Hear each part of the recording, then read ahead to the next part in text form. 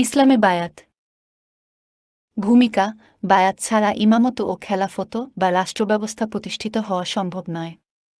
আর ইমামত খেলাফত বা রাষ্ট্রব্যবস্থা প্রতিষ্ঠিত না হলে দেশ ও জনগণের কি ভয়াবহ পরিণতি হতে পারে তা খুব সহজেই অনুমেয়। বায়াত ছাড়া জনগণের শান্তি, শৃঙ্খলা, সমৃদ্ধি সবকিছুই অধরা রয়ে যাবে। বায়াত ও ইমামত ছাড়া সমাজে অন্যায়ানাচার, জুলুমবিচার, ফেতনা-ফাসাদের কালো মেঘ নেমে আসবে। বায়াত ও খেলাফত ছাড়া মানুষের অধিকারসমূহ ভূলুণ্ঠিত হবে। মানুষের জান, মাল ও সম্মানের হানি হবে। বায়াতের মাধ্যমে স্থিতিশীল পরিবেশের অবর্তমানে বহু সংখ্যক মানুষ বন্য হয়ে যাবে। এটা ছাড়া ইসলামের সর্বোচ্চ চূড়া জিহাদ সহ শরিয়াতের নানা দণ্ডবিধি ও হুকুম-আহকাম বাস্তবায়ন সম্ভব হবে না। নিশ্চিন্তে নির্বিঘ্নে মহান আল্লাহর ইবাদত করা যাবে না। মুআমালাত বা দুনিয়াবি লেনদেনের স্বাভাবিক গতি ব্যাহত হবে। এক কথায় দুনিয়াবি শান্তি ও পরকালীন মুক্তির রসদ বায়াত ও খেলাফতের মধ্যেই নিহিত রয়েছে। সে কারণে মহান আল্লাহ শাসকশ্রেণীর আনুগত্য করতে বলেছেন। তিনি বলেন, হে ঈমানদারগণ! তোমরা আল্লাহর আনুগত্য করো এবং আনুগত্য করো রাসূলের ও তোমাদের মধ্যকার কর্তৃস্থানীয় ব্যক্তিগণের। আন-নিসা ৪-৫-৯। রাসূলুল্লাহ সাল্লাল্লাহু আলাইহি ওয়াসাল্লাম বায়াতের সর্বোচ্চ গুরুত্ব তুলে ধরে বলেন, যে ব্যক্তি এমন অবস্থায় মারা যাবে যে তার কাঁধে কোনো বায়াত নেই, তার মৃত্যু হবে জাহেলি মৃত্যু। ১ কিন্তু দুঃখের বিষয় হচ্ছে, দক্ষিণ এশিয়ার বেশ কিছু দেশে, বিশেষ করে বাংলাদেশে এই বায়াত নিয়ে আছে এক ধরনের ধোঁয়াশা ও বিভ্রান্তি। আরও দুঃখের বিষয় হচ্ছে, বিভিন্ন বিভ্রান্ত সুফি তরিকা ও দলমতের মাঝে বায়াতের ব্যাপক চর্চা থাকলেও তার দুর্গন্ধ হাওয়া আমাদেরকেও স্পর্শ করেছে।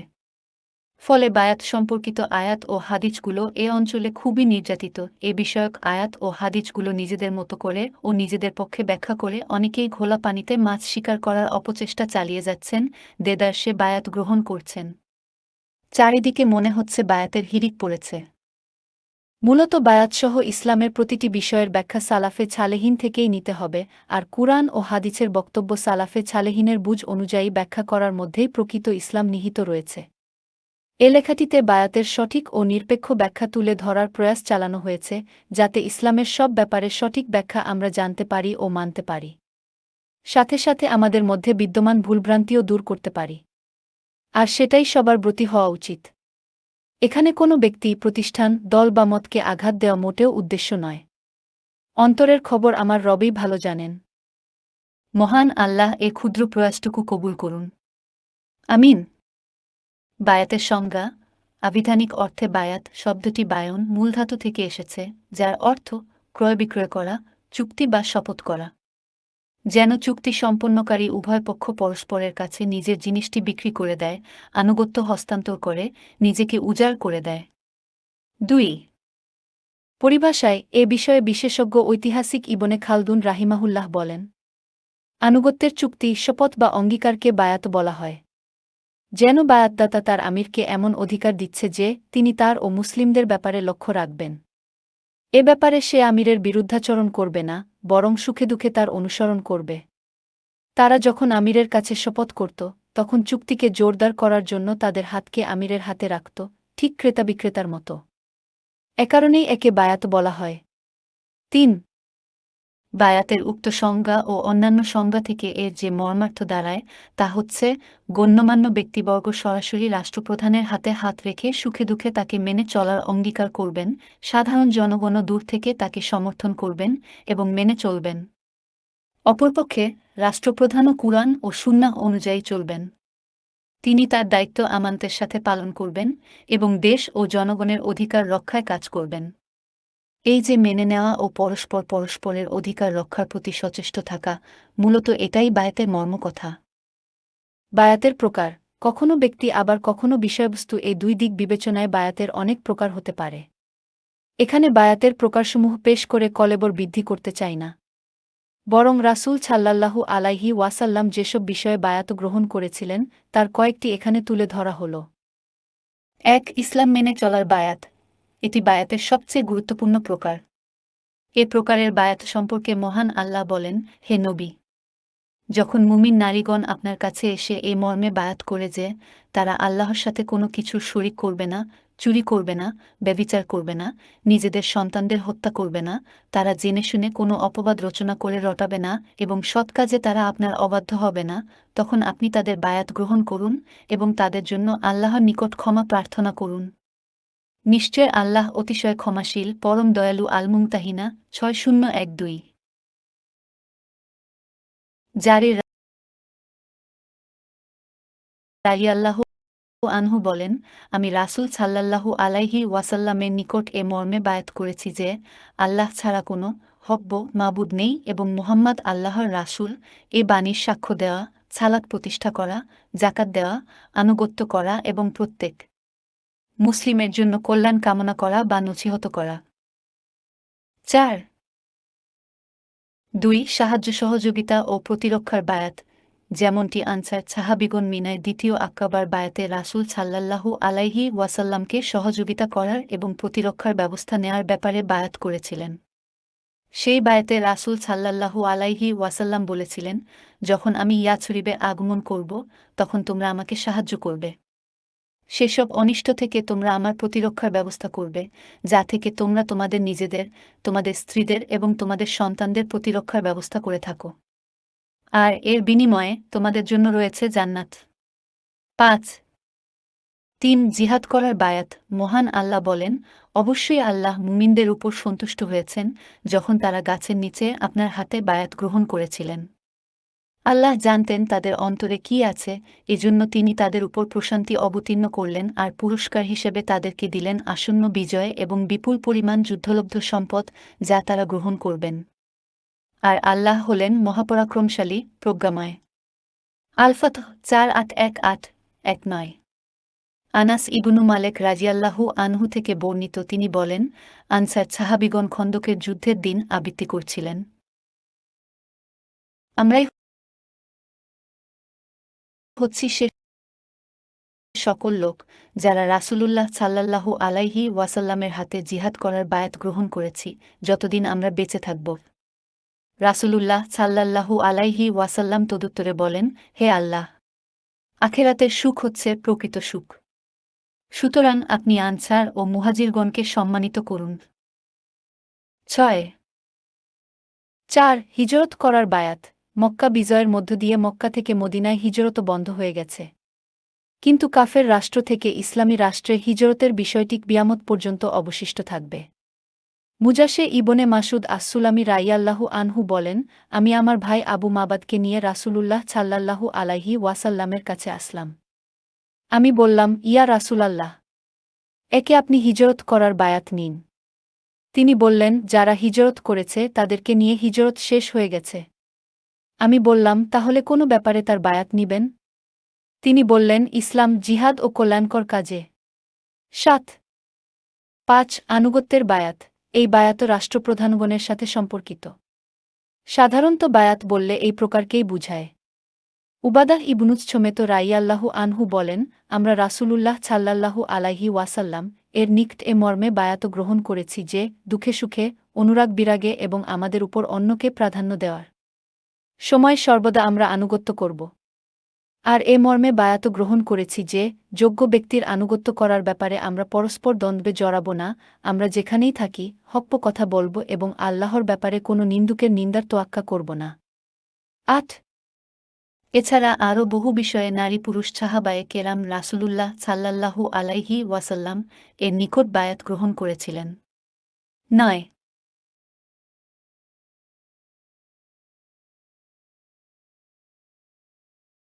ইসলামে বায়াত পর্ব ২। বায়াত গ্রহণ ও ভঙ্গের বিধান, শাসক ছাড়া জনগণের কি ভয়াবহ অবস্থা হতে পারে, তা আমরা ভূমিকায় দেখে এসেছি। মানুষের ইহকালীন ও পরকালীন বিষয়াদি সুষ্ঠু ও সুচারুরূপে চলার জন্য শাসক মনোনয়ন, তার শাসন ও নিয়ন্ত্রণ অত্যন্ত গুরুত্বপূর্ণ, বরং এর বিকল্প নেই। আর শাসক ও বায়াত ওতপ্রোতভাবে জড়িত, একটি ছাড়া আরেকটি কল্পনাতীত। সেজন্য শাসক থাকা যেমন জরুরি, তেমনি বায়াতও জরুরি। তবে সকলের বায়াত গ্রহণের ধরন একরকম নয়। যা হোক, ইসলামের দৃষ্টিতে বায়াত ওয়াজিব ১ এবং শরিয়াত অনুমোদিত কারণ ছাড়া বায়াত ভঙ্গ করা হারাম। এ প্রসঙ্গে রাসূলুল্লাহ সাল্লাল্লাহু আলাইহি ওয়াসাল্লাম বলেন, যে ব্যক্তি শাসকের আনুগত্য থেকে হাত গুটিয়ে নিবে, সে কিয়ামতের দিন দলিলবিহীন অবস্থায় আল্লাহর সাথে সাক্ষাৎ করবে। আর যে ব্যক্তি এমন অবস্থায় মৃত্যুবরণ করবে যে তার ঘাড়ে কোনো বায়াত নেই, তার মৃত্যু জাহেলিয়াতের মৃত্যু হবে। ২ নাফে রাহিমাহুল্লাহ বলেন, যখন মদিনার লোকেরা ইয়াইদ ইবনু মুয়াবিয়া রাজিয়াল্লাহু আনহুমায়ের বায়াত ভঙ্গ করল, তখন ইবনু উমার রাজিয়াল্লাহু আনহুমা তার বিশেষ ভক্তবৃন্দ ও সন্তানদের সমবেত করে বললেন, আমি নবী সাল্লাল্লাহু আলাইহি ওয়াসাল্লামকে বলতে শুনেছি, কিয়ামতের দিন প্রত্যেক বিশ্বাসঘাতকের জন্য একটি করে ঝান্ডা উত্তোলন করা হবে। আর আমরা এ লোকটির, ইয়াইদের প্রতি আল্লাহ ও তার রাসূল সাল্লাল্লাহু আলাইহি ওয়াসাল্লামের শর্তানুযায়ী বায়াত গ্রহণ করেছি।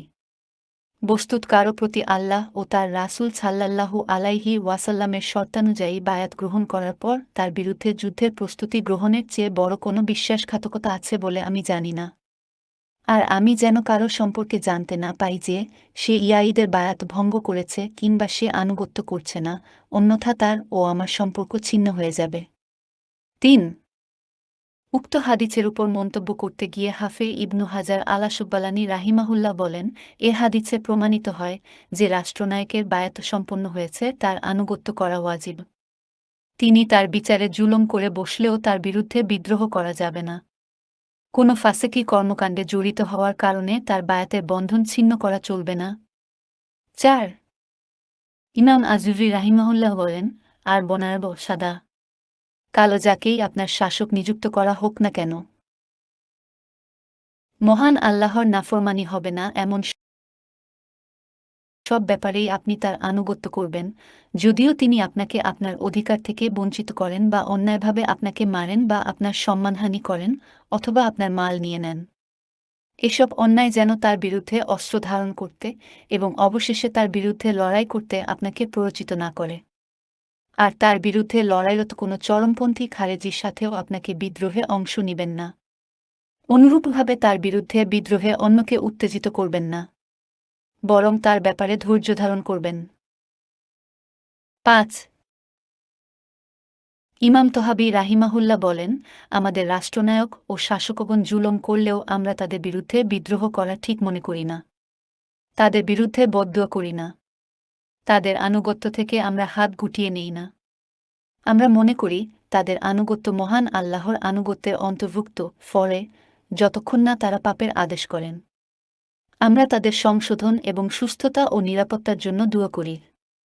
৬ কুয়েত ভিত্তিক ফিকহি বিশ্বকোষ আল-মাওসুয়াতুল ফিকহিয়াতুল কুয়েতিয়া হতে বলা হয়েছে, কোনো মুসলিম যখন শাসকের বায়াত গ্রহণ করবে, তখন সেই বায়াত ভঙ্গ করা বা সেই শাসকের আনুগত্য পরিত্যাগ করা তার উপর হারাম।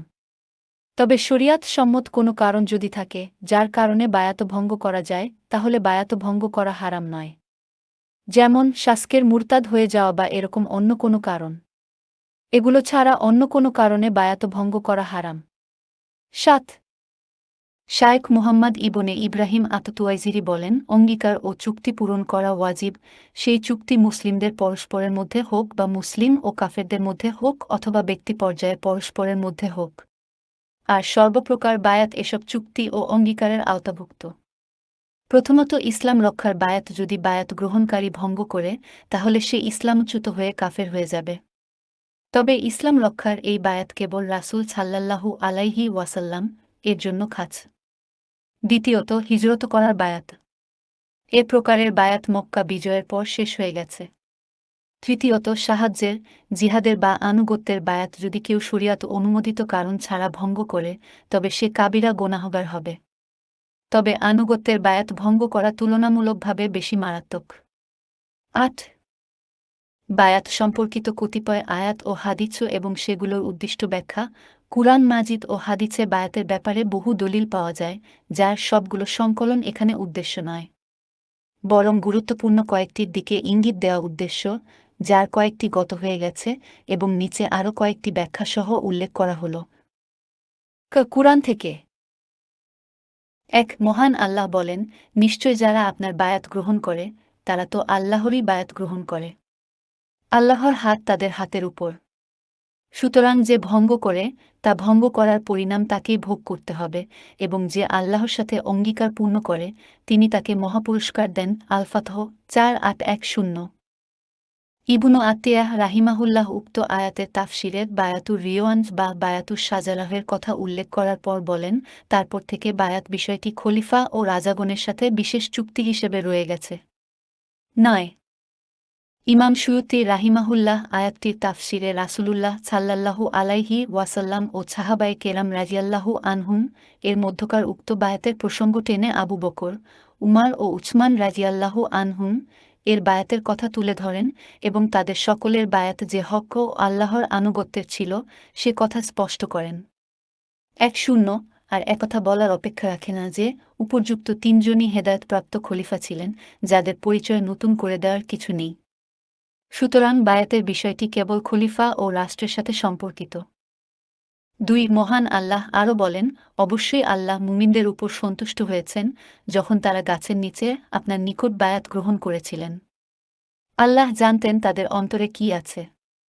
ফলে তিনি তাদের উপর প্রশান্তি অবতীর্ণ করলেন এবং পুরস্কৃত করলেন আসন্ন বিজয় দিয়ে ও বিপুল পরিমাণ যুদ্ধলব্ধ সম্পদ দিয়ে, যা তারা গ্রহণ করবেন। আল্লাহ মহাপরাক্রান্ত প্রজ্ঞাময়। আল-ফাতহ 4:8-1-9। এই আয়াতটিও উপরের বায়াতুর রিজওয়ান প্রসঙ্গে। 3 অন্যত্র আল্লাহ তাআলা বলেন, হে নবী, ঈমানদার নারীরা যখন আপনার নিকটে এসে বায়াত করে এই মর্মে যে তারা আল্লাহর সাথে কোনো শরিক স্থির করবে না, চুরি করবে না, ব্যভিচার করবে না, নিজেদের সন্তান-সন্ততিদের হত্যা করবে না, তারা সজ্ঞানে কোনো অপবাদ রচনা করে রটাবে না এবং সৎকর্মে আপনাকে অমান্য করবে না, তখন তাদের বায়াত গ্রহণ করুন এবং তাদের জন্য আল্লাহর নিকট ক্ষমা প্রার্থনা করুন। নিশ্চয় আল্লাহ চরম ক্ষমাশীল, পরম দয়ালু। আল-মুমতাহিনা 6012। এই বায়াতটিকে বায়াতুন নিসা বলা হয়, যা মক্কা বিজয়ের বছরে সংঘটিত হয়েছিল। 1 হাদিস থেকে 1 উবাদাহ ইবনুস সামেত রাজিয়াল্লাহু আনহুমা হতে বর্ণিত, তিনি বলেন, আমরা কোনো এক বৈঠকে রাসূল সাল্লাল্লাহু আলাইহি ওয়াসাল্লামের সাথে ছিলাম। তিনি বললেন, তোমার আমার কাছে এ মর্মে বায়াত করো যে তোমরা আল্লাহর সাথে কাউকে শরিক করবে না, ব্যভিচার করবে না, চুরি করবে না এবং কাউকে হত্যা করবে না, যা আল্লাহ নিষেধ করেছেন। কিন্তু ন্যায়সঙ্গতভাবে হলে ভিন্ন কথা। 1-2 এই বায়াত ছিল প্রথম আক্কাবার বায়াত, যা জিহাদের বিধান আসার পূর্বে মক্কায় সংঘটিত হয়েছিল। 1-3 2 আব্দুল্লাহ ইবনে উমার রাদিয়াল্লাহু আনহুমা বলেন, রাসূল সাল্লাল্লাহু আলাইহি ওয়াসাল্লাম বলেছেন, যে ব্যক্তি আনুগত্য থেকে হাত সরিয়ে নিবে সে কিয়ামতের দিন আল্লাহর সাথে এমন অবস্থায় সাক্ষাৎ করবে যে তার কোনো দলিল থাকবে না। আর যে ব্যক্তি এমন অবস্থায় মারা যাবে যে তার কাঁধে কোনো বায়াত নেই, তার মৃত্যু হবে জাহেলি মৃত্যু। 1-4 মুহাম্মদ ইবনু আল্লান আস-সিদ্দিকী রাহিমাহুল্লাহ বলেন, পাপকাজের ক্ষেত্র ছাড়াই সরকারের বিরুদ্ধে বিদ্রোহ করে এবং তার বশ্যতা স্বীকার না করে আনুগত্য থেকে বের হয়ে গেল, সেই বের হওয়া যে কোনো উপায়ই হোক না কেন। 1-5 ইবনুল জাওয়ী রাহিমাহুল্লাহ বলেন, এই হাদিসে আমির উমারার আনুগত্যের ইঙ্গিত রয়েছে। 1-6 হাদিসে জাহেলি মৃত্যু বলতে কাফের অবস্থায় মারা যাওয়া উদ্দেশ্য নয়, বরং পাপী অবস্থায় মারা যাওয়া, জাহেলি যুগের মানুষের একটি স্বভাবের উপর মারা যাওয়া। 1-7-3 আব্দুল্লাহ ইবনু আমর ইবনিল আছ রাইয়াল্লাহু আনহুমা থেকে বর্ণিত, রাসূলুল্লাহ সাল্লাল্লাহু আলাইহি ওয়াসাল্লাম বলেন, যে ব্যক্তি কোনো রাষ্ট্রনায়কের হাতে বায়াত করল এবং এতে তাকে নিজ প্রতিশ্রুতি ও অন্তর থেকে অঙ্গীকার প্রদান করল, সে যেন যথাসাধ্য তার আনুগত্য করে। এরপর যদি অন্য কেউ তার ক্ষমতা দখল করতে চায়, তাহলে ওই দ্বিতীয় জনের গর্দান উড়িয়ে দাও। 1-8 মুহাম্মদ ইবনু আল্লান আস-সিদ্দিকী রাহিমাহুল্লাহ বলেন, এরপর যদি অন্য কেউ তার ক্ষমতা দখল করতে চায়, অর্থাৎ তার আনুগত্য থেকে বের হয়ে যায় এবং তার রাজত্ব ও শাসন ক্ষমতার ব্যাপারে তার সাথে কোন্দলে জড়ায়। 1-9 লক্ষ্য করুন, ব্যাখ্যায় উল্লিখিত শব্দটি কিন্তু কেবল রাষ্ট্র ও প্রশাসনের ক্ষেত্রেই প্রযোজ্য, অন্য কোনো সাংগঠনিক ও দলীয় নেতৃত্বের ক্ষেত্রে শব্দটি ব্যবহৃত হয় না। তাছাড়া ইমাম মুসলিম রাহিমাহুল্লাহ উক্ত হাদিসটি বা প্রশাসন ও নেতৃত্ব অধ্যায়ের আওতাধীন অনুচ্ছেদে এনেছেন, যার অর্থ অনুচ্ছেদ খলিফাগণের অগ্রজ অনুজের ভিত্তিতে তাদের বায়াতের শর্ত মেনে চলার আদেশ। 2 এখানে শব্দটিও রাষ্ট্রনেতা ছাড়া অন্য কারো বায়াত সম্পূর্ণরূপে নাকচ করে। আব্দুল্লাহ ইবনু আব্বাস রাজিয়াল্লাহু আনহুমা বলেন, রাসূলুল্লাহ সাল্লাল্লাহু আলাইহি ওয়াসাল্লাম বলেন, যে ব্যক্তি তার শাসকের মধ্যে অপছন্দনীয় কিছু দেখতে পায়, সে যেন ধৈর্যধারণ করে। কেননা যে কেউ ইসলামী জামাত থেকে এক বিগত পরিমাণ দূরে সরে যায় এবং এ অবস্থায় মারা যায়, সে জাহালী যুগের ন্যায় মৃত্যুবরণ করে।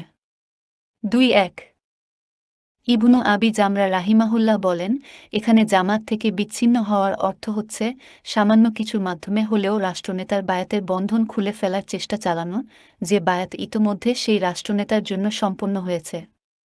২-২ ইবনু বাত্তাল রাহিমাহুল্লাহ বলেন, এই হাদিসে সরকার জুলম করলেও তার বিরুদ্ধে বিদ্রোহ না করার প্রমাণ রয়েছে। ফকবিহগণ ইজমা পোষণ করেছেন যে জোর করে ক্ষমতা দখলকারী সরকারেরও আনুগত্য করা এবং তার সাথে সঙ্গ দিয়ে জিহাদ করা ওয়াজিব। ২-৩-৫ উবাদাহ ইবনুস ছামেত রাইয়াল্লাহু আনহুমা বলেন, রাসূলুল্লাহ সাল্লাল্লাহু আলাইহি ওয়াসাল্লাম আমাদেরকে ডাকলেন এবং আমরা তার নিকট বায়াত গ্রহণ করলাম।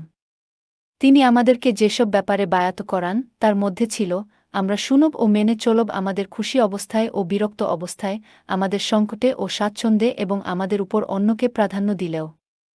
আর আমরা সুযোগ্য ব্যক্তির সাথে নেতৃত্ব নিয়ে কোন্দল করব না। তিনি বলেন, যে পর্যন্ত না তোমরা তার মধ্যে প্রকাশ্য কুফর দেখতে পাবে এবং তোমাদের কাছে এ ব্যাপারে তার বিরুদ্ধে আল্লাহর সুস্পষ্ট প্রমাণ থাকবে। ২-৪ ইমাম মুসলিম রাহিমাহুল্লাহ উক্ত হাদিসটি বা প্রশাসন ও নেতৃত্ব অধ্যায়ের আওতাধীন অনুচ্ছেদে এনেছেন, যার অর্থ পাপকাজ ছাড়া অন্য সব ব্যাপারে শাসকের আনুগত্য করা আবশ্যক এবং পাপকাজে আনুগত্য করা হারাম। ২-৫ হাদিসের বাক্যাংশের ব্যাখ্যায় ভাষ্যকারগণ বলেন, এখানে আমর দ্বারা উদ্দেশ্য হচ্ছে রাজত্ব ও শাসন ক্ষমতা। ২-৬ আবু হুরায়রা রাইয়াল্লাহু আনহুমা বলেন, রাসূলুল্লাহ সাল্লাল্লাহু আলাইহি ওয়াসাল্লাম শেষ জামানায় একসাথে অনেক খলিফা হওয়ার কথা উল্লেখ করে বলেন, অচিরেই খলিফা হবে এবং অনেক সংখ্যক হবে। তখন সাহাবায়ে কেরাম রাইয়াল্লাহু আনহুম সেই সময়ে করণীয় সম্পর্কে জিজ্ঞেস করলে রাসূলুল্লাহ সাল্লাল্লাহু আলাইহি ওয়াসাল্লাম বলেন, তোমরা অগ্রজনুজের ভিত্তিতে তাদের বায়াত পূর্ণ করবে। তোমরা তাদের হক্ক দিয়ে দাও। আর নিশ্চয়ই আল্লাহ তাদেরকে জিজ্ঞেস করবেন সেসব বিষয়ে, যেগুলোর দায়িত্ব তিনি তাদের উপর অর্পণ করেছিলেন। ২-৭ এখানে রাসূলুল্লাহ সাল্লাল্লাহু আলাইহি ওয়াসাল্লাম খলিফা প্রসঙ্গ টেনে তাদের বায়াত পূর্ণ করার কথা বলেছেন। সুতরাং মুসলিম জাহানের এক খলিফা অথবা রাষ্ট্রভিত্তিক সরকার ছাড়া অন্য কারো জন্য বায়াত প্রযোজ্য হতে পারে না। ইমাম শাওকানি রাহিমাহুল্লাহ বলেন, উক্ত হাদিসে প্রমাণিত হয়, জনগণের উপর শাসকের বায়াত পূর্ণ করা ওয়াজিব অগ্রজনুজের ভিত্তিতে। আগের রাষ্ট্রনায়ক মারা যাওয়ার আগে পরের অন্য কোনো রাষ্ট্রনায়কের বায়াত গ্রহণ করা জনগণের জন্য যায় নেই।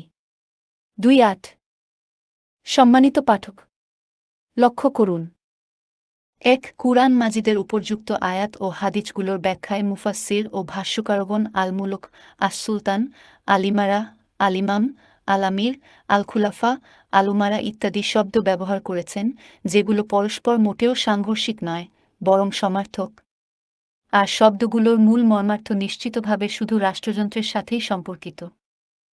২ ভাষ্যকারগণের পক্ষ থেকে উক্ত ব্যাখ্যার বিপরীতে ভিন্ন কোনো ব্যাখ্যা পাওয়া যায় না। অর্থাৎ কেউই উক্ত আয়াত ও হাদিসগুলোর ব্যাখ্যায় রাষ্ট্রীয় বায়াত ছাড়া অন্য কোনো বায়াতের বৈধতার কথা উল্লেখ করেননি। ৩ বায়াত সম্পর্কিত হাদিসগুলোকে অনেক মুহাদ্দিস ও ফকিহ প্রশাসন ও নেতৃত্ব অধ্যায়ের বিভিন্ন অনুচ্ছেদে উল্লেখ করেছেন। তাদের এই কর্ম প্রমাণ করে, বায়াত শুধু রাষ্ট্রযন্ত্রের অনুষঙ্গ, অন্য কোনো পাত্রে যার অপব্যবহার হতে পারে না। ৪ বায়াতের ব্যাপারটি রাষ্ট্রযন্ত্র ছাড়া অন্য কোনো দল, সংগঠন বা প্রতিষ্ঠানের সাথে যুক্ত করার কোনো নজির সালাফে সালেহিন থেকে পাওয়া যায় না। ৫ রাষ্ট্রীয় বায়াত ছাড়া অন্য বায়াতকে উলামায়ে কেরাম নাকচ করেছেন, বরং বিদাত ও অবৈধ বলেছেন। এ ব্যাপারে পরবর্তীতে আমরা উলামায়ে কেরামের বক্তব্য দেখব ইনশাআল্লাহ। ৬ দলীয় বায়াতের পক্ষে যা কিছু বলা হয়, তার সবগুলোই শুবুহাত তথা সংশয় ও বিভ্রাট। পরবর্তীতে আমরা এসব সংশয় ও বিভ্রাট সম্পর্কে জানার চেষ্টা করব ইনশাআল্লাহ। ৭ তাছাড়া সারি নানাবিধ দণ্ডবিধি বাস্তবায়নের বিষয়টি কেবল রাষ্ট্রযন্ত্রের সাথে সম্পর্কিত, যার সাথে বায়াতের রয়েছে নিবিড় সম্পর্ক। সুতরাং মুসলিম জাহানের এক খলিফা বা রাষ্ট্রবিভক্তির পর রাষ্ট্রনেতা ছাড়া অন্য কারো জন্য বায়াত বৈধ হতে পারে না। ওয়াল্লাহু তাআলা আলাম।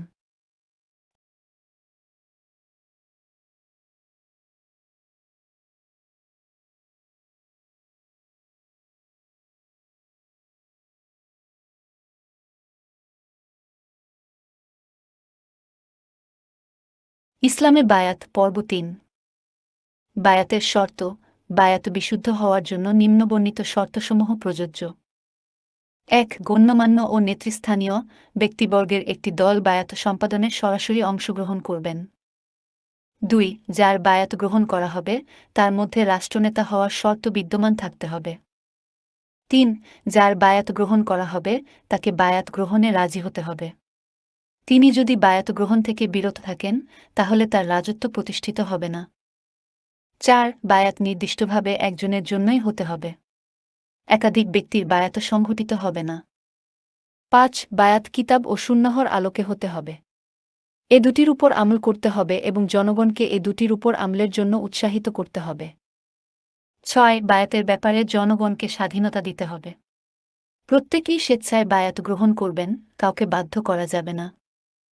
এগুলো বায়াতের গুরুত্বপূর্ণ কিছু শর্ত, যেগুলো পূর্ণ হলে বায়াত শুদ্ধ হবে। আর এগুলোর কোনো একটি না থাকলে বায়াত সংঘটিত হবে না। ১ বায়াতের পদ্ধতি। রাষ্ট্র ক্ষমতায় অধিষ্ঠিত হওয়ার জন্য যার মধ্যে যথোপযুক্ত শর্ত পাওয়া যাবে তাকে নির্বাচন করতে ও ক্ষমতায় বসাতে দেশের সজাগ, বিবেকবান, গণ্যমান্য নেতৃস্থানীয় আলেমুলামা ও ব্যক্তিবর্গ প্রথমে তার হাতে হাত রেখে বায়াত করবেন। তবে তাদের সবাইকে সরাসরি বায়াত অনুষ্ঠানে উপস্থিত থাকতে হবে, সেটাও ঠিক নয়। যা হোক, নেতৃস্থানীয় ব্যক্তিবর্গের পরে সাধারণ জনগণের সবাই মৌখিক বায়াত করবেন বা মেনে নিবেন।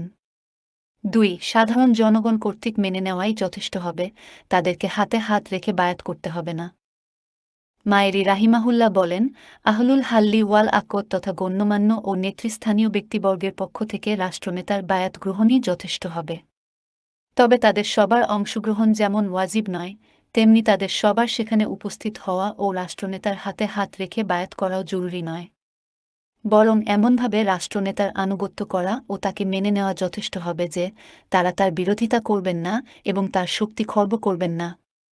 ৩ ইমাম নব্বী রাহিমাহুল্লাহ বলেন, বায়াতের ব্যাপারে আলেমগণ একমত হয়েছেন যে বায়াত শুদ্ধ হওয়ার জন্য না সকল মানুষের তাতে অংশগ্রহণ শর্ত, না গণ্যমান্য সকল ব্যক্তির অংশগ্রহণ শর্ত। বরং আলেম, নেতৃস্থানীয় ও গণ্যমান্য ব্যক্তিবর্গের মধ্যে যাদের একত্রিত করা সম্ভব তাদের বায়াতে অংশগ্রহণ শর্ত।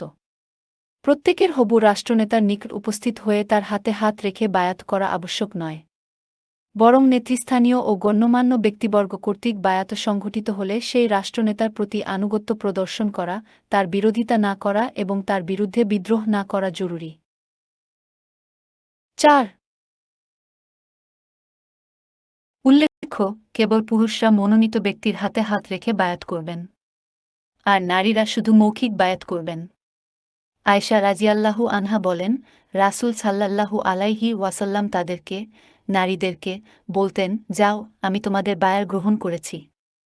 আল্লাহর কসম। কথার মাধ্যমে বায়াত গ্রহণ ছাড়া রাসূল সাল্লাল্লাহু আলাইহি ওয়াসাল্লামের হাত কখনো কোনো নারীর হাত স্পর্শ করেনি। ৫ ইমাম নব্বী রাহিমাহুল্লাহ বলেন, হাদিসটিতে প্রমাণিত হয় যে নারীদের বায়াত হবে কথার মাধ্যমে, এখানে হাত ধরার কোনো নিয়ম নেই। ৬ বায়াত গ্রহণের অধিকার কার? এ বিষয়টা নিয়ে আমাদের দেশে যথেষ্ট ধূম্রজাল আছে। সে কারণে অনেককে বায়াত নিয়ে টানাটানি করতে দেখা যায়।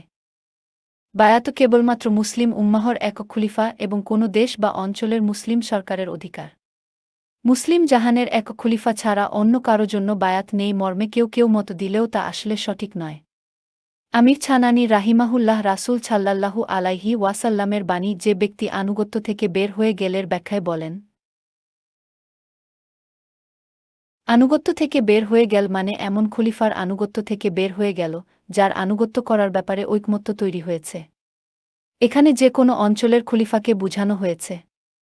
কেননা আব্বাসীয় শাসনামলের মাঝামাঝি সময় থেকে আজ অবধি সমগ্র মুসলিম জাহানে একক খলিফার ব্যাপারে মানুষ একমত হয়নি, বরং প্রত্যেকটা অঞ্চলের মানুষ নিজেদের শাসক নিয়ে পৃথক হয়ে গেছে।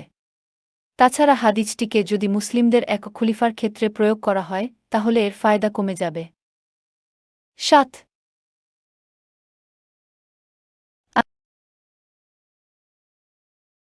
আল্লামা শাওকানি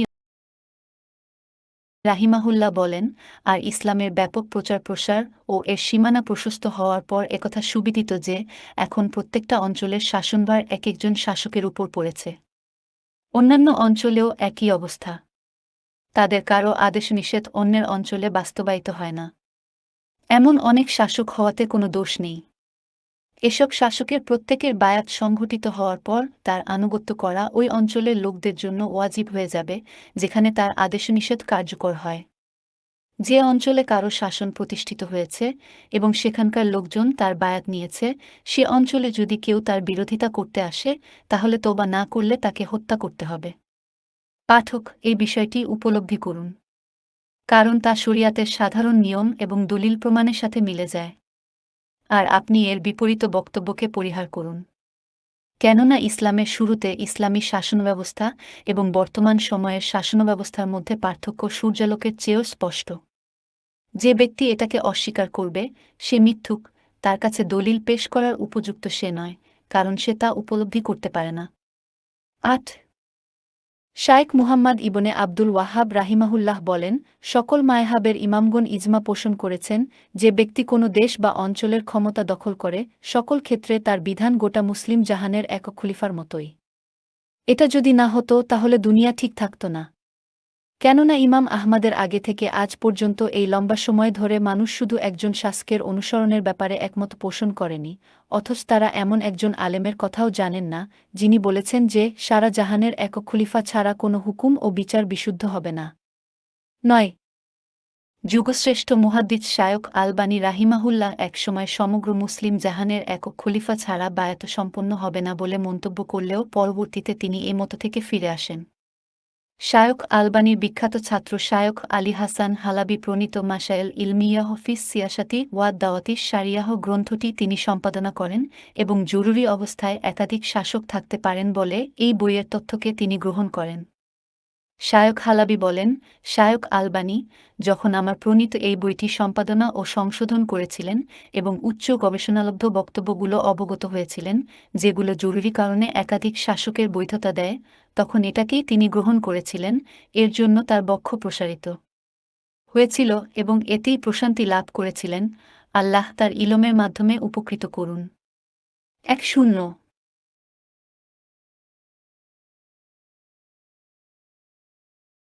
ইসলামে বায়াত পর্ব ৪ সরকার ছাড়া কোনো জামাত, দল, সংগঠন, প্রতিষ্ঠান প্রধান বা অন্য কেউ বায়াত নিতে পারবেন কিনা?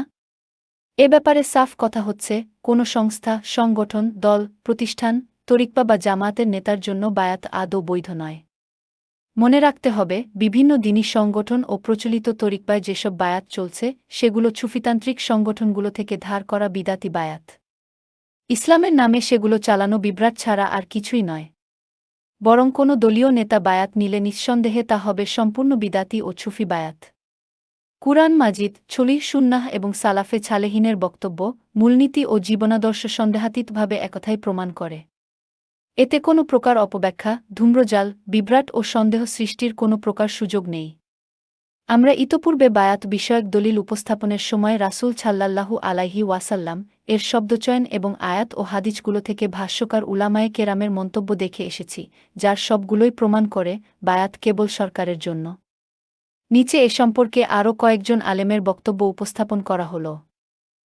এ সম্পর্কে উলামায়ে কেরামের বক্তব্য। ১ সৌদি আরবের উচ্চ উলামা পরিষদের গুরুত্বপূর্ণ সদস্য আল্লামা বাকর আবু জায়েদ রাহিমাহুল্লাহ বায়াত সম্পর্কে বলেন, ইসলামে বায়াত মাত্র একটিই। আহলুল হাল ওয়াল আকদ তথা নেতৃস্থানীয় ও শীর্ষ ব্যক্তিবর্গ কর্তৃক মনোনীত মুসলিম সরকারের বায়াত ছাড়া ইসলামে দ্বিতীয় কোনো বায়াত নেই। এর বাইরে বর্তমান বিভিন্ন ধর্মভিত্তিক দলে উপদলে যেসব বায়াত দেখা যাচ্ছে, সেগুলো তরিকতি ও দলীয় বায়াত, সেগুলোর কোনো সারি ভিত্তি নেই। কুরআন ও হাদিসে এগুলোর ভিত্তি থাকা তো দূরের কথা, এমনকি কোনো সাহাবী বা তাবেঈর আমল থেকেও এর সপক্ষে কোনো প্রমাণ মিলে না। বরং এগুলোর সবই বিদাতি বায়াত এবং প্রত্যেক বিদাতই পথভ্রষ্ট। আর যেসব বায়াতের সারি কোনো ভিত্তি নেই, সেগুলো ভঙ্গ করলে কোনো দোষ নেই এবং কোনো গুনাহও নেই, বরং সেসব বায়াত সম্পন্ন হলেই পাপ হবে। কেননা এসব বায়াতের মাধ্যমে ধার্মিক হওয়ার চেষ্টা করা নবাবিষ্কার, যার কোনো ভিত্তি নেই। তাছাড়া এসব বায়াতের উপর ভিত্তি করে মুসলিম উম্মাহর মধ্যে বিভক্তি ও দলাদলির সৃষ্টি হয় এবং তাদের মধ্যে ফেতনা ফাসাদ ছড়িয়ে পড়ে। উপরন্তু একজনকে আরেক জনের উপর খেপিয়ে তোলা হয়। অতএব বায়াত, শপথ, চুক্তি বা অন্য যে নামই দেয়া হোক না কেন এসব বায়াত শরিয়াতের গণ্ডির বাইরে। ১ ২ রিয়াদের ইমাম মুহাম্মদ ইবনে সৌদ ইসলামী বিশ্ববিদ্যালয়ের একজন ভারতীয় শিক্ষার্থীর ভারতে প্রচলিত বায়াত সম্পর্কিত প্রশ্নের জবাবে সৌদি আরবের সাবেক প্রধান মুফতি আল্লামা আব্দুল আইয়ু ইবনে বায় রাহিমাহুল্লাহ স্পষ্ট বলেন, এই বায়াতের কোনো ভিত্তি আছে মর্মে আমাদের জানা নেই। তবে সরকারের জন্য যেসব বায়াত হয় সে সম্পর্কে আমাদের জানা আছে। মহান আল্লাহ বিধান দিয়েছেন যে সরকার জনগণের কাছ থেকে আনুগত্যের বায়াত নিবেন দুঃখে সুখে, অনুরাগ বিরাগে এবং বায়াত গ্রহণকারীর উপর অন্যকে প্রাধান্য দেওয়ার সময়, যেমনভাবে নবী সাল্লাল্লাহু আলাইহি ওয়াসাল্লাম সাহাবীবৃন্দ আলাইহিস সালামের বায়াত নিয়েছেন। অতএব বায়াত কুরআন সুন্নাহর আলোকে সরকারের জন্য হবে। জনগণ যেখানেই থাক না কেন হব্য কথা বলবে। তারা যোগ্য ব্যক্তির আনুগত্য করার ব্যাপারে পরস্পর দ্বন্দ্বে জড়াবে না। তবে যদি তারা সরকারের স্পষ্ট কুফর দেখতে পায় এবং আল্লাহর পক্ষ থেকে সে ব্যাপারে তাদের নিকট দলিল থাকে, তাহলে ভিন্ন কথা। সুফিদের পরস্পরের বায়াতের ব্যাপারে কোনো ভিত্তি আছে মর্মে আমার জানা নেই। তাছাড়া এই বায়াত অনেক সমস্যার সৃষ্টি করে থাকে। যেমন বায়াত প্রদানকারী মনে করতে পারে এর মাধ্যমে সবকিছুতে বায়াত গ্রহণকারীর আনুগত্য করা তার জন্য আবশ্যক হয়ে যায়। এমনকি বায়াত প্রদানকারী সরকারের বিরুদ্ধে বিদ্রোহ করার কথা বললেও তার আনুগত্য করা আবশ্যক। এটা ঘৃণ্য কাজ না যায়। ২ ৩ বায়াতের শর্ত সংশ্লিষ্ট একটি প্রশ্নের উত্তরে শায়খ মুহাম্মদ ইবনে ছলেহ আল উসাইমিন রাহিমাহুল্লাহ বলেন, বিভিন্ন জামাতে যে বায়াত হয় তা অস্বীকৃত ও বিচ্ছিন্ন বায়াত। কেননা এসব বায়াতের অনিবার্য দাবি হচ্ছে মানুষ নিজের জন্য ২ জন ইমাম ও রাষ্ট্রনেতা গ্রহণ করতে পারে। একজন বড় রাষ্ট্রনেতা যিনি পুরো দেশের দায়িত্বে আছেন, অপরজন তিনি ব্যক্তি যার বায়াত নিয়েছেন। এসব বায়াত সরকারের বিরুদ্ধে বিদ্রোহের মাধ্যম হওয়ার কারণে রক্ত ঝরা, সম্পদ নষ্ট হওয়া ইত্যাদি অনিষ্ট ডেকে আনে, যা কেবল আল্লাহই জানেন। আর হাদিসের ভাষ্যমতে কোনো দলের আমির বানানোর বিষয়টি সফরের সাথে নির্দিষ্ট, যখন তারা সফর করবে তখন তাদের একজনকে আমির বানাবে। ৩ ৪ কিছু কিছু দল তাদের দলীয় লোকদের বায়াত গ্রহণ করে, এ বিষয়ে যুগশ্রেষ্ঠ মুহাদ্দিস শায়খ নাসিরুদ্দিন আলবানী রাহিমাহুল্লাহকে জিজ্ঞেস করা হলে তিনি বলেন, আমাদের জানা মতে আজকে যার অস্তিত্ব নেই, কেবল তিনি ছাড়া অন্য কারো বায়াত হতে পারে তা আমরা মনে করি না। যখন তিনি অস্তিত্বে আসবেন তখন তার বায়াত করতে হবে। অর্থাৎ তিনি হলেন সেই খলিফা যার বায়াত গ্রহণে মুসলিমগণ একমত হবেন। পক্ষান্তরে কোনো দলের বায়াত যা দলের যে কোনো সদস্য তার নেতাকে দেন, সে বায়াত আসলে আধুনিক বিদাত যা বর্তমান সময়ে ছড়িয়ে পড়েছে। নিঃসন্দেহে এই বায়াত মুসলিমদের মধ্যে অনেক ফেতনা সৃষ্টি করে থাকে। কারণ প্রত্যেকটি জামাত বায়াতের ভীতি কাঁধে নিয়ে নিজ দলের অঙ্কিত পথে চলতে বাধ্য হয়। আর মুসলিমদের একক খলিফার যেমন কর্তৃত্ব থাকে, এই বায়াত গ্রহণকারী ব্যক্তিরও তেমন কর্তৃত্ব থাকে। দেখা যায় এরকম অন্য আরও বায়াত গ্রহণকারী নেতা থাকে এবং তারও চলার ভিন্ন পথ থাকে। আর এসব বায়াতের কারণে এভাবে দলগুলো পরস্পর দূরে সরতে থাকে। ৪ ৫ ইয়ামানের বিখ্যাত আলেম শায়খ মুকবিল ইবনে হাদি আল-ওয়াদি রাহিমাহুল্লাহ বলেন, এ ব্যাপারে সন্দেহের কোনো অবকাশ নেই যে কুরআন ও সুন্নাহয় বিভিন্ন ইসলামী দলে বিদ্যমান বায়াতের পক্ষে কোনো ভিত্তি নেই। এগুলোর নাম বায়াত, অঙ্গীকার বা চুক্তি যেটাই দেওয়া হোক না কেন এগুলো সব ইসলামী শরীয়তের গণ্ডির বাইরের বিদাতি বায়াত। কিন্তু প্রশ্ন হচ্ছে বিদাতি বায়াত করার কারণে বায়াতকারীদেরকে কি বিদাতি ট্যাগ দেওয়া যায় হবে? এ ব্যাপারে কোনো সন্দেহ নেই। অতএব উপস্থিতিগণ যেন অনুপস্থিতগণকে জানিয়ে দেয় যে যারা তাদের অনুসারীদের উপর বায়াত চাপিয়ে দেয় তারা বিদাতি হিসেবে গণ্য হবে। এই বায়াত সাহাবী তাবেই বা তাবেই কোনো আমলেই ছিল না। বায়াত সম্বলিত যেসব আয়াত ও হাদিস তারা দলিল হিসেবে উপস্থাপন করে, সেগুলো থেকে তাদের দলিল গ্রহণের পদ্ধতি যথার্থ নয়। কেননা সেই বায়াত মুসলিম সরকারের বায়াত। ৫ ৬ শায়খ ছোলেহ আলফাওয়ান হাফিয়াহুল্লাহ বিভিন্ন দলের বায়াত সম্পর্কিত প্রশ্নের উত্তরে বলেন, মুসলিম সরকার ছাড়া অন্য কারো জন্য বায়াত হবে না। বিভিন্ন ধরনের এসব বায়াত বিদাত। এগুলো মতভেদ উস্কে দেয়। যেসব মুসলিম একই দেশে থাকে তাদের জন্য আবশ্যক হচ্ছে তাদের বায়াত একটাই হতে হবে এবং তা হবে সরকারের জন্য। বিভিন্ন ধরনের বায়াত জায়ে নেই। ৬ ৭ সৌদি আরবের স্থায়ী ফতোয়া বোর্ড আল-লাজনাহ আদ-দায়মাহের সম্মানিত সদস্যবৃন্দ বিজ্ঞ উলামায়ে কেরাম বলেন,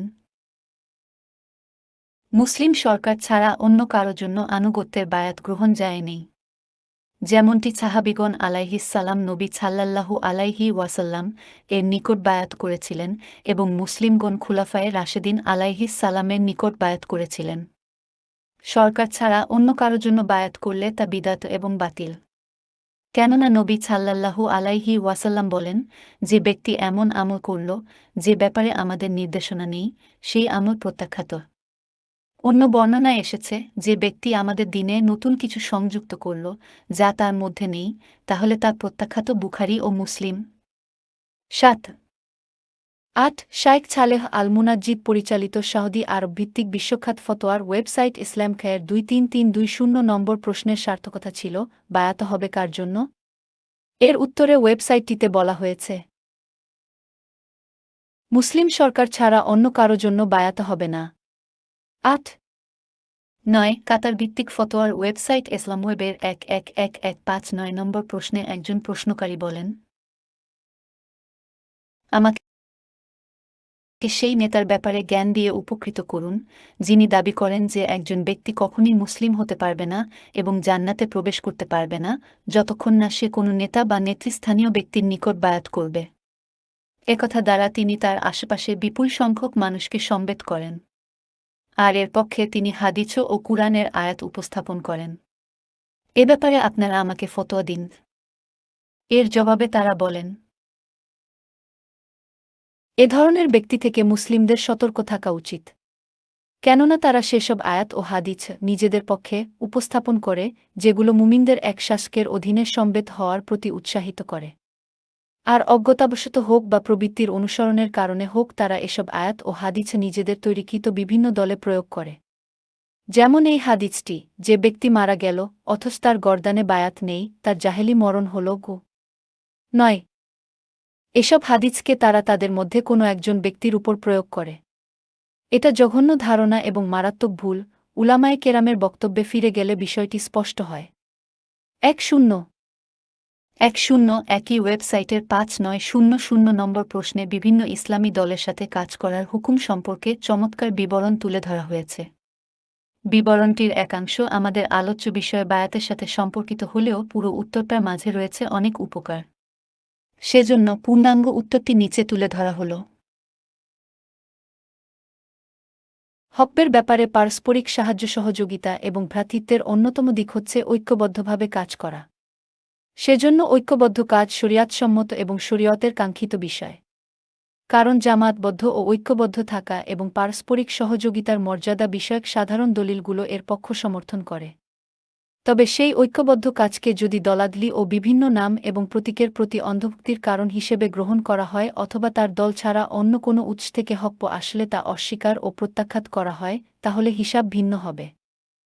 যদি উল্লিখিত দল আকবিদা, চিন্তাচেতনা, চালচলন ও মানহাজে আহলুস সুন্নাহ ওয়াল জামাতের মানহাজ ধারণ করে, তাহলে আপনার জন্য তার সাথে সাহায্য সহযোগিতা বজায় রেখে চলা এবং তার নিকট যতটুকু হক আছে ততটুকুতে তার পক্ষাবলম্বন করা যায়। একটা কথা জেনে রাখা উচিত, মানুষের মাধ্যমে হক্ক নির্ণয় করা যাবে না এবং নবী ছাড়া সাল্লাল্লাহু আলাইহি ওয়াসাল্লাম প্রত্যেকের কথা থেকে কিছু কথা গ্রহণীয় ও কিছু কথা বর্জনীয়। আর নবী ছাড়া সাল্লাল্লাহু আলাইহি ওয়াসাল্লাম অন্য যে কারো আনুগত্যের বিষয়টি মহান আল্লাহ ও তার রাসূল সাল্লাল্লাহু আলাইহি ওয়াসাল্লাম এর আনুগত্যের সাথে শর্তযুক্ত। অনুরূপভাবে একজন মুসলিমের উচিত প্রত্যেকের কাছ থেকে হক্ক গ্রহণের ক্ষেত্রে নিজেকে প্রস্তুত রাখা, তিনি যে মানেরই হোক না কেন বা যে দলেরই হোক না কেন। যারা বিভিন্ন দলের সাথে সহযোগিতা বজায় রেখে কাজ করতে চায়, তাদের জন্য আমাদের বিশেষ উপদেশ হচ্ছে, তাদেরকে তাদের মানহাজ স্পষ্ট করতে হবে, তাদের ভাইদেরকে খোলাখুলি বলে দিতে হবে যে তার অলাভ তথা সম্প্রীতির বন্ধন কেবল হক্কের পক্ষেই থাকবে। আর কোনো দলের সাথে তার কাজ করার অর্থ এই নয় যে তিনি অন্যদের সাথে বারাত তথা সম্পর্ক ছিন্ন করে চলবেন অথবা তাদেরকে ঘৃণা করবেন। বরং তিনি আনুগত্য ও দীনদারিতার পরিমাণের উপর ভিত্তি করে প্রত্যেক মুমিনের সাথে সম্পর্ক বজায় রেখে চলবেন এবং তাকে ভালোবাসবেন। মনে রাখতে হবে, কোনো নাম, প্রতীক বা ব্যক্তিত্বের উপর অলা তথা ভ্রাতৃত্বের বন্ধন প্রতিষ্ঠা করা বিদাতীদের কাজ। যে ব্যক্তি মনে করেন তার কাছে বা তার দলের কাছে বায়াত করা ওয়াজিব এবং বায়াত সম্পর্কিত হাদিসগুলো সেখানে ভিড়ান, তিনি বিদাতি এবং আহলুস সুন্নাহ ওয়াল জামাতের মূলনীতি বিরোধী। কারণ হাদিসে উল্লিখিত বায়াত কেবল সরকারের ক্ষেত্রে প্রযোজ্য, যার ব্যাপারে জনগণ একমত হয়েছেন। আরও একটা বিষয় জেনে রাখতে হবে যে এসব দলের ধ্বজাধারীদের উদ্দেশ্য যদিও হকের পক্ষে সহযোগিতা করা এবং ইসলাম আঁকড়ে ধরার দাওয়াত দেওয়া হয়ে থাকে, তথাপিও সব দল কিন্তু সমান নয়, বরং মানহাজ বিশুদ্ধ হওয়ার দিক দিয়ে এবং ইসলামের বিভিন্ন দিক ও বিভাগকে অন্তর্ভুক্ত করার দিক দিয়ে এসব দল সমান নয়। ইসলাম এসব কোনো দলের মধ্যে সীমাবদ্ধ নয়। এসব দলের সর্বোচ্চ দিক হতে পারে সেগুলো দাওয়াত ও ইসলাম বুঝার মাধ্যম।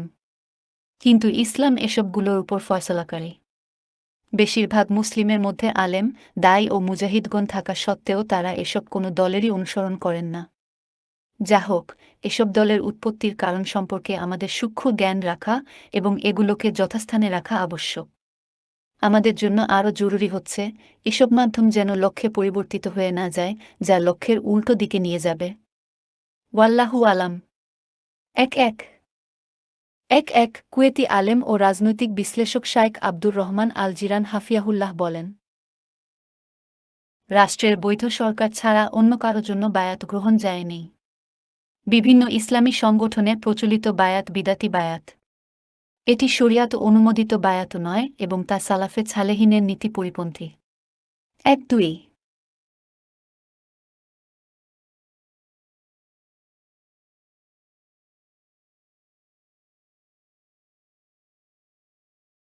ইসলামে বায়াত পর্ব ৫। মুসলিমদের একক খলিফা ছাড়া অন্যান্য রাষ্ট্রপ্রধানের বায়াত নেওয়া কি বৈধ নয়? মুসলিমদের মূল ও কাঙ্ক্ষিত বিষয় হচ্ছে তারা সকলে একজন শাসকের অধীনে থাকবে, তার বায়াত গ্রহণ করবে এবং তারই আনুগত্য করে চলবে। একক শাসকের অধীনে সকলে সংগঠিতভাবে শান্তি, নিরাপত্তা ও স্থিতিশীলতার সাথে বসবাস করবে।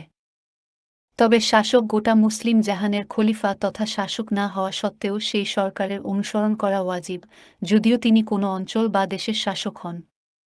তার নাম খলিফা হোক বা বাদশাহ হোক বা আর কিছু হোক, তাতে কিছু যায় আসে না। তবে একক খলিফার জন্য মুসলিম উম্মাহর প্রচেষ্টা অব্যাহত থাকা উচিত। উল্লেখ্য, শত শত বছর ধরে গোটা মুসলিম উম্মাহ একক খলিফার অধীনে নেই। কিন্তু তারা ঠিকই বায়াতের মাধ্যমে স্বস্ব রাষ্ট্রপ্রধানদের অধীনে সুসংগঠিতভাবে বসবাস করে আসছে। একক খলিফা ছাড়া অন্য কারো বায়াত যায় না হলে পুরো দুনিয়া ফেতনা ফাসাদ ও বিশৃঙ্খলায় ভরে যেত। মুসলিমদের একক খলিফা ছাড়া অন্যান্য রাষ্ট্রপ্রধানের বায়াত নেওয়া যাবে কিনা সে ব্যাপারে কয়েকজন আলেমের বক্তব্য নিচে তুলে ধরা হল। ১. শায়খুল ইসলাম ইবনু তাইমিয়া রাহিমাহুল্লাহ বলেন, খোলাফায়ে রাশেদিনের পরে যেসব শাসক এসেছেন তারা নবীগণের খলিফা না হয়ে সাধারণ বাদশাহ হওয়া সত্ত্বেও তাদের নাম খলিফা দেয়া যায়। এর দলিল হচ্ছে সহিহ বুখারী ও মুসলিমের হাদিস। ১. ২. তিনি আরও বলেন, সুন্নাত হচ্ছে মুসলিমদের একজন শাসক হবেন আর বাকিরা হবে তার প্রতিনিধি। কিন্তু যদি ধরে নেওয়া হয় যে উম্মাহ তাদের কারো অবাধ্যতার কারণে বা কারো দুর্বলতার সুযোগে অথবা অন্য কোনো কারণে এখান থেকে বেরিয়ে যায় এবং তাদের কয়েকজন শাসক হন, তাহলে দণ্ডবিধি বাস্তবায়ন করা ও অধিকার বুঝিয়ে দেওয়া প্রত্যেক শাসকের জরুরি কর্তব্য হিসেবে বিবেচিত হবে। ২. ৩. আমির ছানানী রাহিমাহুল্লাহ রাসূল সাল্লাল্লাহু আলাইহি ওয়াসাল্লামের বাণী, যে ব্যক্তি আনুগত্য থেকে বের হয়ে গেল, এর ব্যাখ্যায় বলেন, আনুগত্য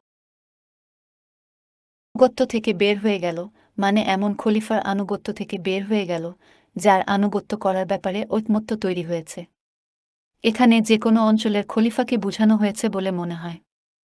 কেননা আব্বাসীয় শাসনামলের মাঝামাঝি সময় থেকে অদ্যাবধি সমগ্র মুসলিম জাহানে একক খলিফার ব্যাপারে মানুষ একমত হয়নি, বরং প্রত্যেকটা অঞ্চলের মানুষ নিজেদের শাসক নিয়ে পৃথক হয়ে গেছে। তাছাড়া হাদিসটিকে যদি মুসলিমদের একক খলিফার ক্ষেত্রে প্রয়োগ করা হয় তাহলে এর উপকার কমে যাবে। ৩. ৪. আল্লামা শাওকানি রাহিমাহুল্লাহ বলেন,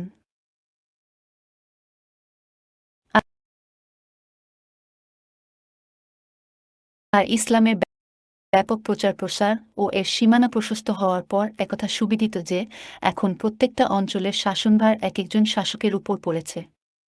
অন্যান্য অঞ্চলেও একই অবস্থা। তাদের কারও আদেশ নিষেধ অন্যের অঞ্চলে বাস্তবায়িত হয় না। এমন অনেক শাসক হওয়াতে কোনো দোষ নেই। এসব শাসকের প্রত্যেকের বায়াত সংঘটিত হওয়ার পর তার আনুগত্য করা ওই অঞ্চলের লোকদের জন্য ওয়াজিব হয়ে যাবে, যেখানে তার আদেশনিষেধ কার্যকর হয়। যে অঞ্চলে কারো শাসন কায়েম হয়েছে এবং সেখানকার লোকজন তার বায়াত নিয়েছে, সে অঞ্চলে যদি কেউ তার বিরোধিতা করতে আসে, তাহলে তোবা না করলে তাকে হত্যা করতে হবে। দূরে হওয়ার কারণে অন্য অঞ্চলের মানুষের জন্য এই শাসকের আনুগত্য করা এবং তার শাসনের আওতাভুক্ত হওয়া ওয়াজিব নয়। কেননা দূরবর্তী অঞ্চলের লোকদের কাছে এই শাসকের খবর নাও পেছতে পারে, তাদের মধ্যে কে শাসনভার গ্রহণ করেছে আর কে মারা গেছে তাও জানা যায় না। আর এমতাবস্থায় তার আনুগত্যের ভার চাপিয়ে দিলে তা হবে সামর্থ্যের বাইরে বোঝা চাপিয়ে দেওয়া। জনগণ ও বিভিন্ন দেশ সম্পর্কে যার জ্ঞান আছে, তার কাছে এটা জানা বিষয়। কারণ চীন ও ভারতের মানুষ মরক্কোয়ের শাসকের আনুগত্য করা তো দূরের কথা, তার সম্পর্কে জানেও না। মরক্কোবাসীর ক্ষেত্রেও তাই। অনুরূপভাবে তুর্কিস্তানের জনগণ ইয়ামানের শাসক সম্পর্কে জানে না। ইয়ামানের ক্ষেত্রেও ঠিক তাই। পাঠক এই বিষয়টি উপলব্ধি করুন, কারণ তা শরিয়াতের সাধারণ নিয়ম এবং দলিল প্রমাণের সাথে মিলে যায়। আর আপনি এর বিপরীত বক্তব্যকে পরিহার করুন। কেননা ইসলামের শুরুতে ইসলামী শাসনব্যবস্থা এবং বর্তমান সময়ের শাসনব্যবস্থার মধ্যে পার্থক্য সূর্যালোকের চেয়েও স্পষ্ট। যে ব্যক্তি এটাকে অস্বীকার করবে সে মিথ্যুক, তার কাছে দলিল পেশ করার উপযুক্ত সে নয়, কারণ সে তা উপলব্ধি করতে পারে না। ৪. উল্লেখ্য, আধুনিক যুগে উল্লিখিত কারণ অবশিষ্ট না থাকলেও অন্যান্য কারণে মুসলিম উম্মাহ এখনও একজন শাসকের অধীনে বসবাসরত নয়। সুতরাং এখনও পর্যন্ত একাধিক শাসক ও তাদের বায়াতের বৈধতা রয়েছে। ৫. শায়েখ মুহাম্মদ ইবনে আব্দুল ওয়াহ্হাব রাহিমাহুল্লাহ বলেন, সকল মাযহাবের ইমামগণ ইজমা পোষণ করেছেন যে, যে ব্যক্তি কোনো দেশ বা অঞ্চলের ক্ষমতা দখল করে, সকল ক্ষেত্রে তার বিধান গোটা মুসলিম জাহানের একক খলিফার মতোই। এটা যদি না হতো তাহলে দুনিয়া ঠিক থাকত না। কেননা ইমাম আহমাদের পূর্ব থেকে আজ পর্যন্ত এই লম্বা সময় ধরে মানুষ কেবল একজন শাসকের অনুসরণের ব্যাপারে একমত পোষণ করেনি, অথচ তারা এমন একজন আলেমের কথাও জানে না, যিনি বলেছেন যে সারা জাহানের একক খলিফা ছাড়া কোনো হুকুম ও বিচার বিশুদ্ধ হবে না। ৫. ৬. যুগশ্রেষ্ঠ মুহাদ্দিস শায়খ আলবানী রাহিমাহুল্লাহ একসময় সমগ্র মুসলিম জাহানের একক খলিফা ছাড়া বায়াত সম্পন্ন হবে না বলে মন্তব্য করলেও পরবর্তীতে তিনি এই মত থেকে ফিরে আসেন। শায়খ আলবানীর বিখ্যাত ছাত্র শায়খ আলী হালাবি হাফিয়াহুল্লাহ প্রণীত মাসায়েল ইলমিয়াহ ফিস সিয়াসাতি ওয়াদ দাওয়াতিস শারিয়াহ গ্রন্থটি তিনি সম্পাদনা করেন এবং জরুরি অবস্থায় একাধিক শাসক থাকতে পারেন বলে এই বইয়ের তথ্যকে তিনি গ্রহণ করেন। শায়খ হালাবি বলেন, শায়খ আলবানী যখন আমার প্রণীত এই বইটি সম্পাদনা ও সংশোধন করেছিলেন এবং উচ্চ গবেষণালব্ধ বক্তব্যগুলো অবগত হয়েছিলেন, যেগুলো জরুরি কারণে একাধিক শাসকের বৈধতা দেয়, তখন এটাকেই তিনি গ্রহণ করেছিলেন। এর জন্য তার বক্ষ প্রসারিত হয়েছিল এবং এতেই প্রশান্তি লাভ করেছিলেন। আল্লাহ তার ইলমের মাধ্যমে উপকৃত করুন। ৬. ৭. শায়েখ মুহাম্মদ ইবনে সালেহ আল উসাইমিন রাহিমাহুল্লাহ বলেন, ইমাম হলেন রাষ্ট্রের সর্বোচ্চ নেতা। শাসক হওয়ার জন্য সকল মুসলিমের এক খলিফা হতে হবে এমন কোনো শর্ত নেই, কেননা দীর্ঘকাল ধরে এক খলিফার শাসন শেষ হয়ে গেছে। এদিকে নবী সাল্লাল্লাহু আলাইহি ওয়াসাল্লাম বলেছেন, তোমরা শোনো ও আনুগত্য করো, যদিও আবিসিনীয় দাস তোমাদের শাসক হন। অতএব কেউ যখন কোনো অঞ্চলের শাসক হবেন, তখন তিনি হবেন এক খলিফার স্থানে এবং তার কথা ও আদেশ হবে শিরোধার্য। আমিরুল মুমিনিন উসমান ইবনে আফফান রাদিয়াল্লাহু আনহুয়ের সময় থেকে মুসলিম উম্মাহ বিভক্ত হতে শুরু করেছে।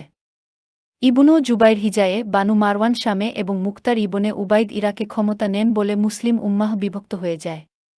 উল্লেখ্য, যে ব্যক্তি কোনো অঞ্চলের শাসক নিযুক্ত হন, তিনি মুসলিমদের একক খলিফা না হওয়া সত্ত্বেও উলামায়ে কেরাম তার সাথে বন্ধুত্বপূর্ণ সম্পর্ক রাখা এবং তার আনুগত্য করার ব্যাপারে অদ্যাবধি বিশ্বাস পোষণ করে আসছেন। এর দ্বারা আমরা কিছু নতুন প্রজন্মের ভ্রষ্টতা বুঝতে পারি, যারা বলছে আজ মুসলিমদের কোনো ইমাম নেই, অতএব কারো জন্য বায়াত চলবে না। আমি জানি না তারা কি মানুষের শাসক না থাকা অবস্থায় তাদের বিশৃঙ্খলা চাচ্ছে। নাকি তারা বলতে চাচ্ছে যে প্রত্যেকটা মানুষ তার নিজের শাসক? এরা যদি বায়াত ছাড়া মারা যায় তাহলে তাদের মৃত্যু হবে জাহেলি মৃত্যু। ৭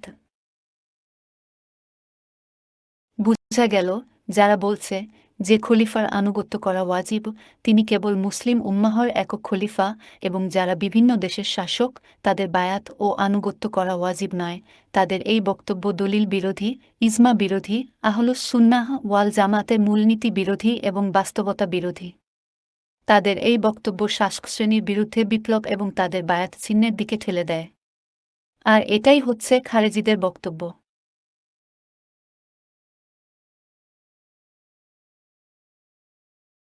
ইসলামে বায়াত পর্ব ৬। মুসলিম শাসকের জন্য জনগণের করণীয়। বায়াত যেহেতু খলিফা বা রাষ্ট্রপ্রধানের সাথে নির্দিষ্ট, সেহেতু বায়াত সংঘটিত হওয়ার পরে শাসক ও জনগণের পারস্পরিক দায়িত্ব ও কর্তব্য সম্পর্কে আলোচনা করাও এ লেখার দাবি। ইসলামের দৃষ্টিতে মুসলিম শাসকদের প্রতি জনগণের অনেক দায়িত্ব ও কর্তব্য রয়েছে। এগুলোকে দুই ভাগে ভাগ করা যায়: ক. কার্যমূলক দায়িত্ব ও খ. বর্জনমূলক দায়িত্ব। কার্যমূলক দায়িত্ব: যেসব দায়িত্ব ও কর্তব্য জনগণকে বাস্তবায়ন করতে হয় সেগুলো এই ভাগের অন্তর্ভুক্ত। এগুলোর মধ্যে উল্লেখযোগ্য কয়েকটি দায়িত্ব হচ্ছে: ১. বায়াত রক্ষা করা। জনগণের প্রধান দায়িত্ব ও কর্তব্য হচ্ছে সরকারের সাথে কৃত বায়াত রক্ষা করে চলা। রাষ্ট্রের শান্তি, শৃঙ্খলা, নিরাপত্তা ও স্থিতিশীলতার জন্য বায়াতে কৃত অঙ্গীকার পূরণ করা অতীব জরুরি। মহান আল্লাহ অঙ্গীকার পূরণ করতে বলেছেন। তিনি বলেন, হে মুমিনগণ, তোমরা অঙ্গীকারসমূহ পূর্ণ করো। আল মায়েদাহ ৫:১।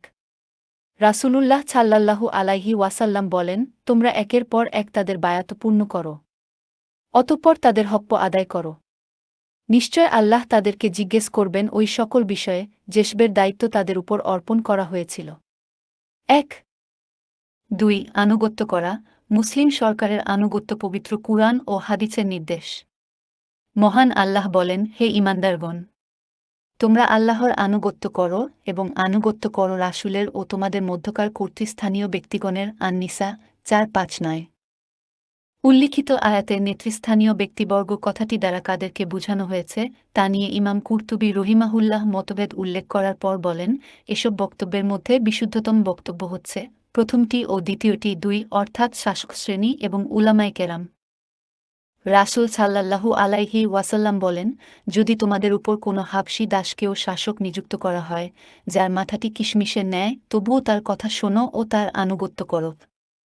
৩. অন্য হাদিসে রাসূল সাল্লাল্লাহু আলাইহি ওয়াসাল্লাম বলেন, যে ব্যক্তি আমার আনুগত্য করল, সে আল্লাহর আনুগত্য করল। আর যে আমার নাফরমানি করল, সে আল্লাহর নাফরমানি করল। অনুরূপভাবে যে আমার আমিরের আনুগত্য করল, সে আমার আনুগত্য করল। আর যে আমার আমিরের নাফরমানি করল, সে আমার নাফরমানি করল। ৪.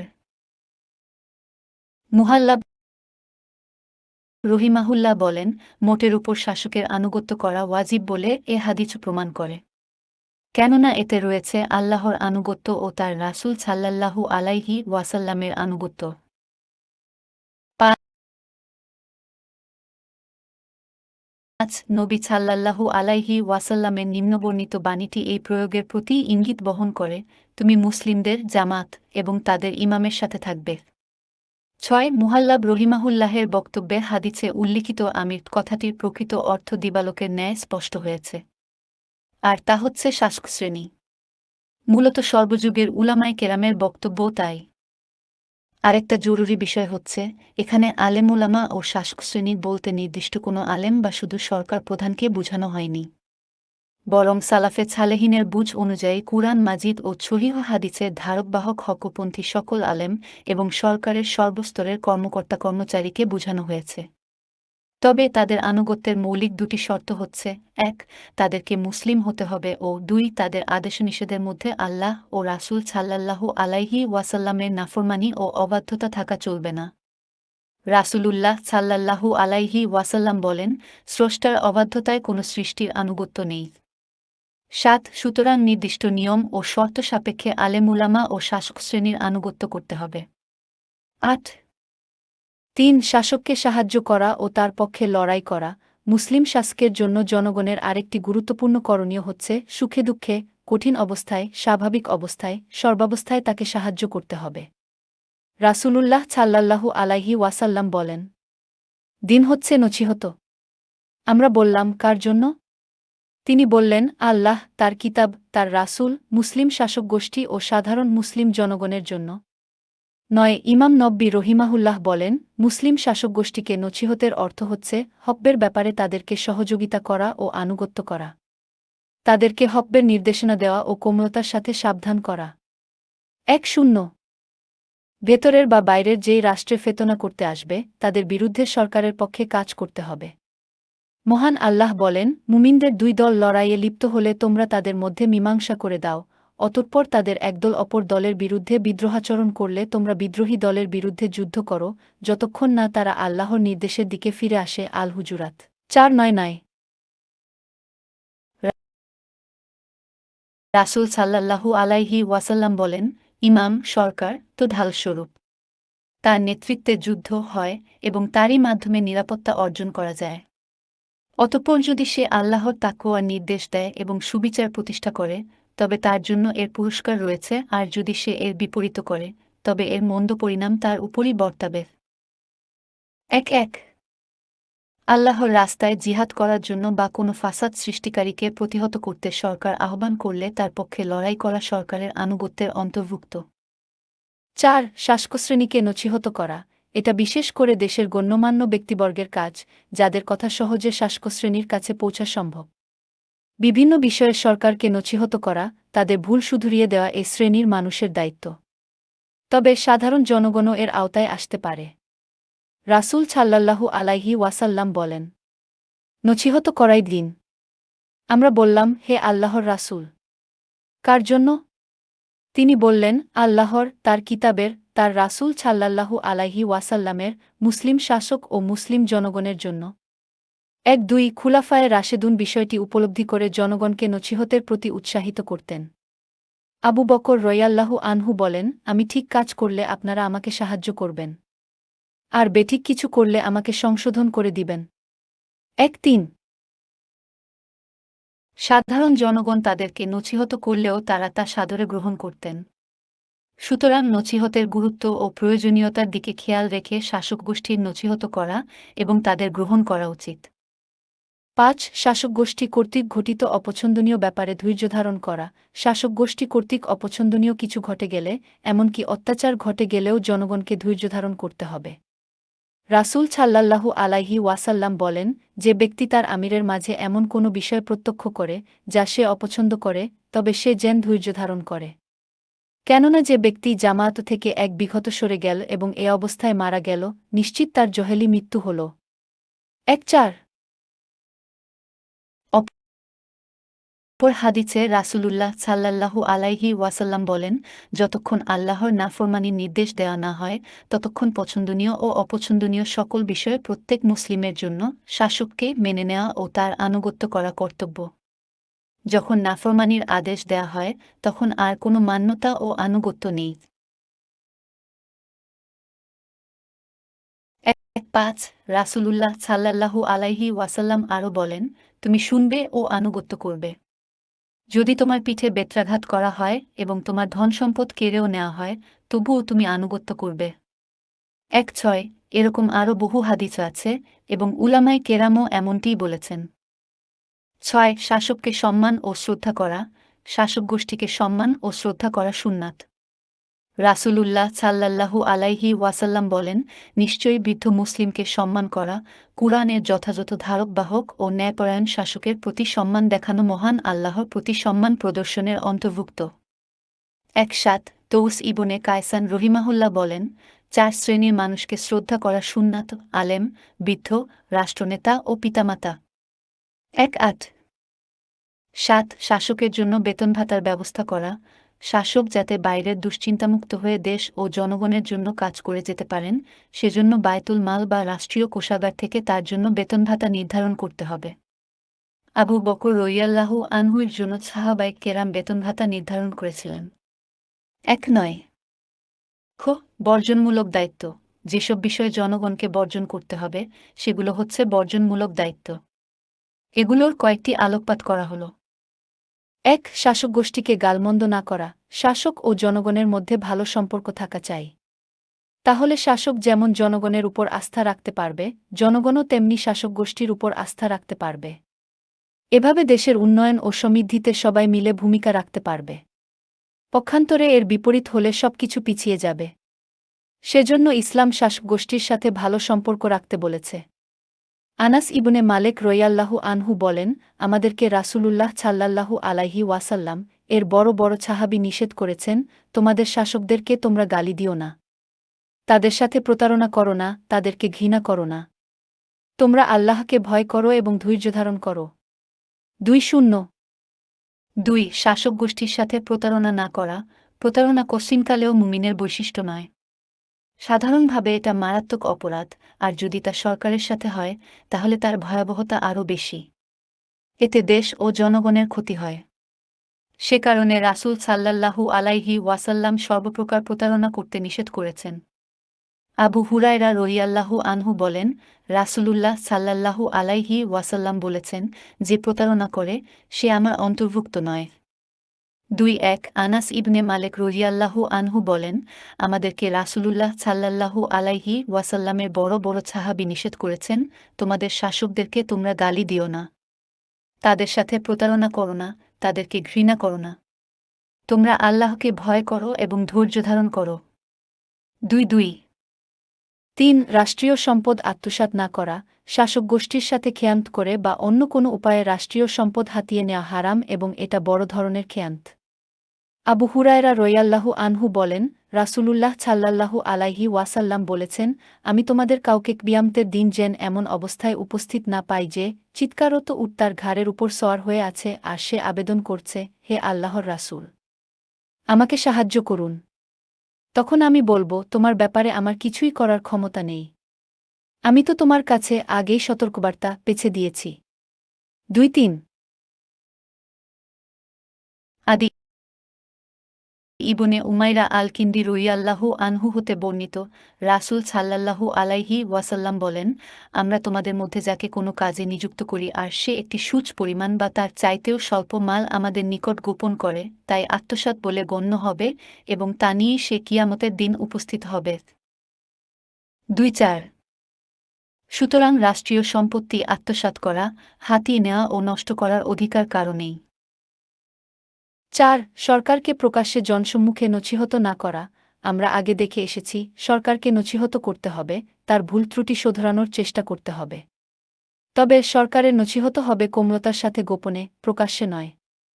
রাসূল সাল্লাল্লাহু আলাইহি ওয়াসাল্লাম বলেন, যে ব্যক্তি শাসককে কোনো ব্যাপারে নছিহত করতে চায় সে যেন তা প্রকাশ্যে না করে, বরং তার হাত ধরে নির্জনে গিয়ে নছিহত করে।